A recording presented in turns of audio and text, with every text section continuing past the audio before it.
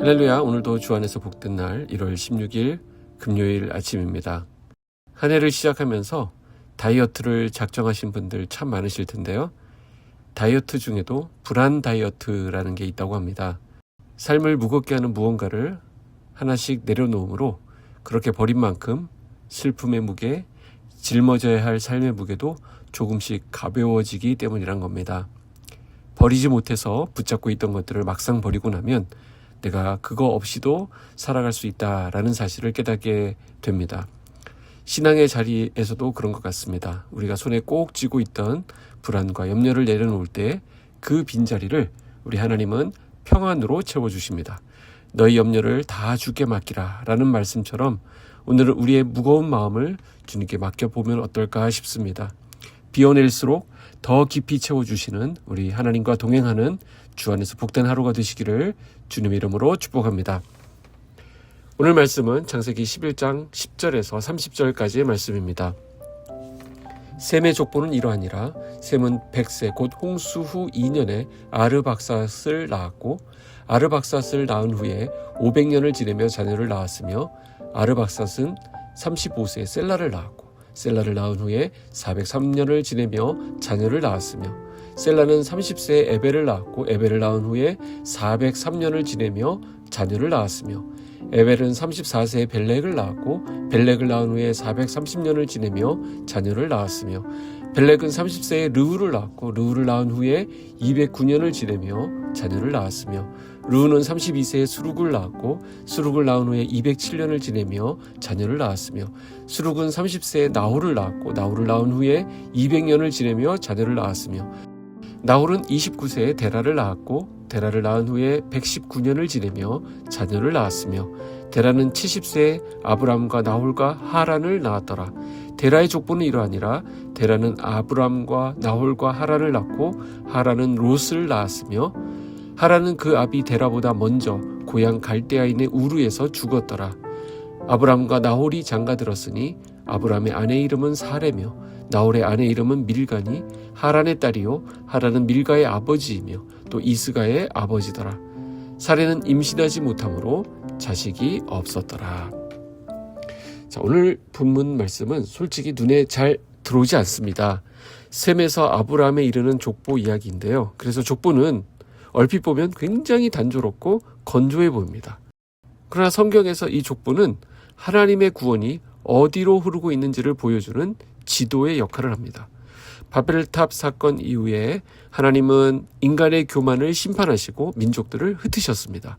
그런데 그 흩으심의 바벨 사건 이후 하나님은 다시 한 사람을 통해 구원의 역사를 조용히 준비하십니다. 그런데 그 대안이라고 하는 것은 어떤 큰 제국을 세운 것도 아니고 강한 민족을 부르신 것도 아니고 가장 작은 사람 아브라함을 택하셨다라는 것입니다. 먼저 살펴보게 될 것은 심판 속에서도 회복의 길을 준비하시는 하나님입니다. 10절은 이렇게 시작합니다. 셈의 족보는 이러하니라. 홍수와 바벨탑이라는 두 번의 거대한 심판 이후에 성경은 다시 인간의 족보를 이어갑니다.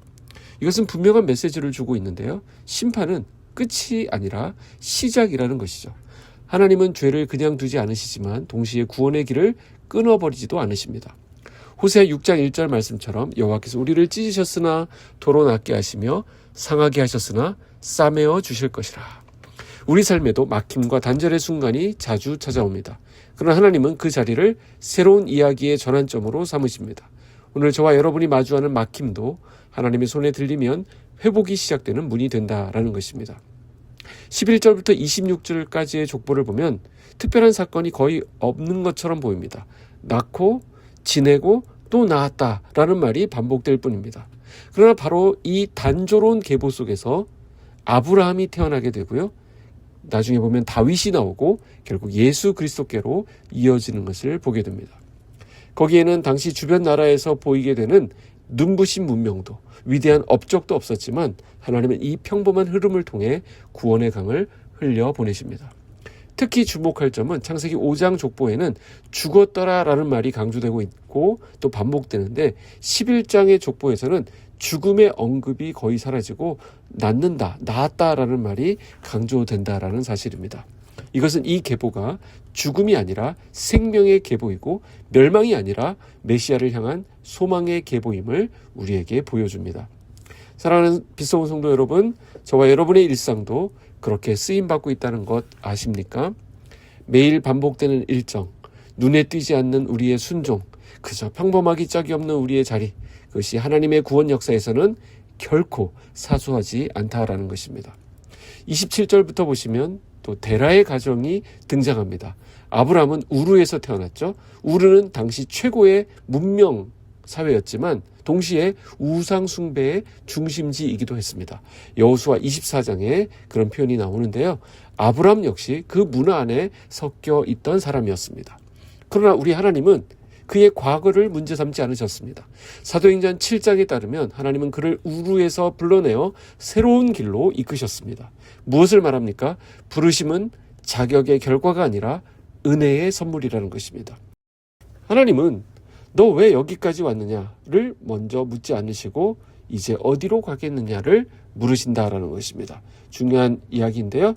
오늘 본문은 그래서 마지막 끝에 굉장히 충격적인 사실을 우리에게 알려줍니다. 30절 보시면 사레는 임신하지 못함으로 자식이 없었더라. 자, 이 족보가 쭉 흘러가고 있던 중에 이 족보의 정점에서 생명이 끊어진 것처럼 보이는 그런 기사를 우리에게 소개합니다. 그러나 성경은 이 절망을 끝으로 기록하지 않습니다. 오히려 이것을 시작점으로 남겨둡니다. 여기서부터 시작하겠다는 거예요. 인간의 절망과 인간의 한계를 딛고 하나님의 계획이 진행되는 것입니다.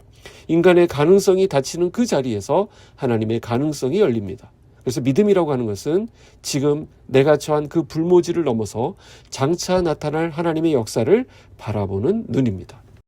오늘 저와 여러분의 삶에 가장 취약한 자리는 어디입니까? 그 자리가 바로 하나님의 약속이 심어질 밭임을 믿으시기 바랍니다. 바벨탑으로 인간의 길은 막혔지만 아브라함을 부르심으로 하나님의 길은 활짝 열렸습니다. 하나님은 오늘도 하나님의 자녀들이 보이는 작은 순종을 통해 그 평범한 삶을 통해 불가능해 보이는 그 자리에서 하나님의 약속을 조용히 열어가십니다. 이 새벽 그 부르심 앞에 다시 서게 되는 우리 모두가 되기를 축복합니다. 기도하겠습니다. 하나님 아버지, 말씀 주셔서 감사합니다. 과거의 한계에서 벗어나 하나님의 약속을 붙잡는 오늘이 되게 하여 주시옵소서. 이 말씀 붙들고 하루를 살아가게 될 우리 성도들을 축복합니다. 불확실한 현실 앞에서도 흔들리지 않게 하시고 평범한 일상 속에서 믿음의 한 걸음 한 걸음을 내딛게 하여 주시옵소서. 우리의 귀한 자녀들을 주님 손에 올려드립니다. 세상의 기준이 아니라 하나님의 부르심을 따라 나아가게 하시고 어디에 있든지 주님의 보호하심 아래 살아가게 하여 주시옵소서.